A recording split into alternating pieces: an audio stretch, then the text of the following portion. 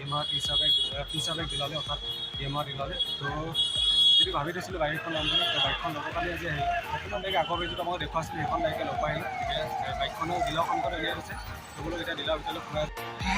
তো যিখন বাইক ল'ম বুলি ভাবিছিলোঁ বাইকখন ইয়াৰ সন্মুখতে আছে তো ভিতৰত বাকী ডিলাৰত সোমাই লওঁগৈ কেনেকুৱা কি হয় সুধি গুচি বাকী বাইকখনৰ কামত আগবাঢ়ি যাওঁ এতিয়া তো এইখনে আছে যিখন বাইক এতিয়া ল'ম বুলি ভাবিছোঁ তো বাকী পইচাটো পে'মেণ্ট হৈ গৈছে ইতিমধ্যে যিখন বাইক এতিয়া মানে এইটো বহুত থাকে ন এডভাৰটাইজ বিপৰীত কেইখন বাইক আছে এতিয়া ল'ম এই কালাৰটো সেইখনে এতিয়া চাৰ্জ কৰিছোঁ এইখন এতিয়া নিব নি পেলাই চাগে ধুনীয়াকৈ ৱাশ্বিং কৰিব কৰি মেলি পেলাই ধুনীয়াকৈ উলিয়াই কৰি দিব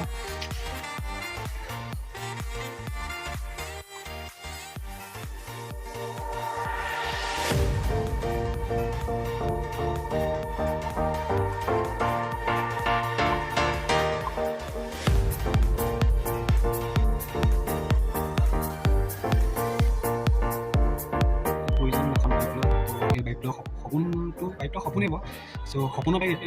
বাইকখন এখন আছিলে কিন্তু বাইক লোৱা সপোনটো যিটো সেইটো চলো আজি পূৰ হৈছে আজি যিটো ফাকুৱা দৌল যাত্ৰা গোসাঁইমতী আজি এই সকলোকে আকৌ শুভেচ্ছা জনালোঁ লগতে এই বাইকখন এতিয়া ল'লোগৈ Yamaha ZS V4 বাকী ধৰক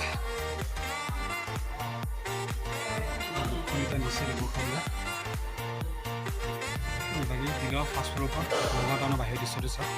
তো যিখিনি জেগা ডিলাৰটো আছে সেইখিনি আছে হবগাঁও বুলি কয় হবগাঁৱৰ পৰা আপোনালোকে যেতিয়া ধিং চাইডে যদি যাব হবগাঁৱৰ পৰা ধিং চাইডে পৰা বৰ্ডাৰ ৰোডটো ফালে যেতিয়া যায় তো তাৰ কাষতে আছে এইটো ডিলাৰটো চ' এইটো ফাৰ্ষ্ট ফ্ল'ৰ আছোঁ দিয়ে তো বাকী বাইকখিনি চাওঁ ইয়াত কি বাইক আছে এতিয়া মানে যিখিনি বাইক আপডেট হ'ল সেইখিনি হৈছে Yamaha FZS X চ' এইটো হৈছে বাইক নতুন আপডেট হ'বলৈ আহিছে চ' এইফালে আছে MT-15 R115N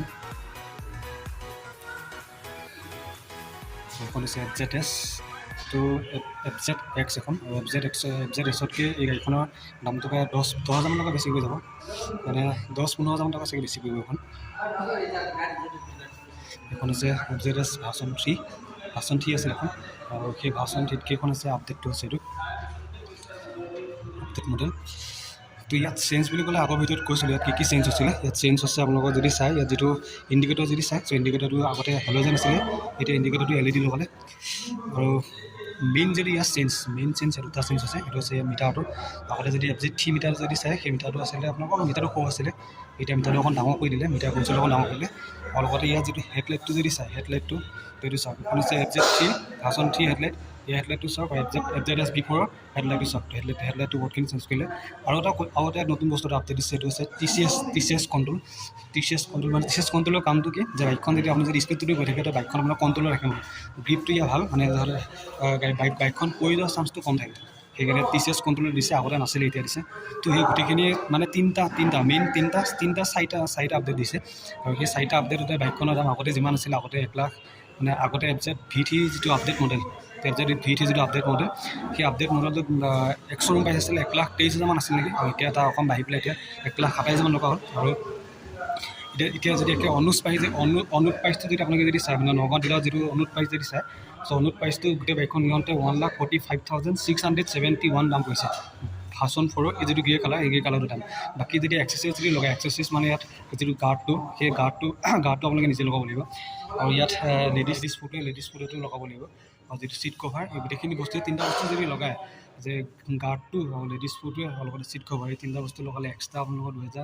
2,030 টকামান টকা খৰচ হৈ এক্সট্ৰা দাম পৰিব অৰ্থাৎ 1,47,700 মানত ওলাই যাব গাড়ীখন অৰ্থাৎ 1,48,000 হওক তো এতিয়া যিখন বাইক দিলোঁ এখন বাইক এতিয়া লগাই আছে বস্তুখিনি সেইখনেই তো এটা জীৱনৰ এটা প্ৰয়োজন বাইক লোৱা সেই বাইক লোৱা প্ৰয়োজনটো এতিয়া ইতিমধ্যে শেষ হৈছে আৰু তো বাকী সেই বাইকখন কিনোতে বেলেগটো ফ্ৰী একো দিয়া নাই যিটো হেমলেট আৰু যিটো বেগ এটা Yamaha এটা বেগ আৰু Yamaha এটা হেমলেট ফ্ৰী দিছে সেই দুটা বস্তুৱে ফ্ৰী বাকী গোটেইখিনি গাড়ীখন কমপ্লিট হৈ গ'ল তো গাড়ীখনত কি লগালোঁ চাই লওক নতুন লগালোঁ গাৰ্ডটো নতুনকৈ লগাবলগীয়া আছে তো ইয়াৰ যিটো চিট কভাৰটো লগাবলগীয়া হ'ল আৰু যিটো লেডিজ ফুটৱেৰ এই তিনিটা বস্তু লগাবলগীয়া হ'ল আৰু তিনিটা বস্তুৰ কাৰণে এক্সট্ৰাকৈ ভৰিবলগীয়া আছে 2,030 টকা এতিয়া হ'ল পূৰা কমপ্লিট গাড়ীখন এতিয়া নিবলগীয়া আকৌ বাকী চব বিল পে'মেণ্ট চব কৰা হৈ গ'ল এতিয়া আমি যাম গাড়ী ঘৰলৈ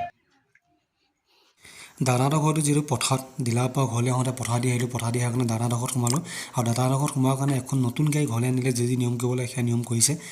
গামোচা পিন্ধাই দিছে, ধূপ জ্বলাইছে। চ' এতিয়া আহি পালোঁহি ঘৰ, আৰু ঘৰ আহি পোৱাৰ লগে লগে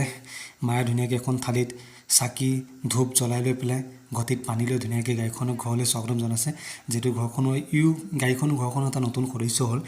আৰু এইটো এটা নিয়মেই, ঘৰলৈ নতুন বস্তু আহিলে এনেদৰে আদৰণি জনোৱা হয়। লগতে ঘৰৰ ওচৰ পাঁজৰ মানুহখিনি ভতিজাকেইটা আহি পেলাই ধুনীয়াকৈ নতুন গাড়ী অহাৰ কাৰণে ধুনীয়াকৈ আহি পেলাই চাইছেহি আৰু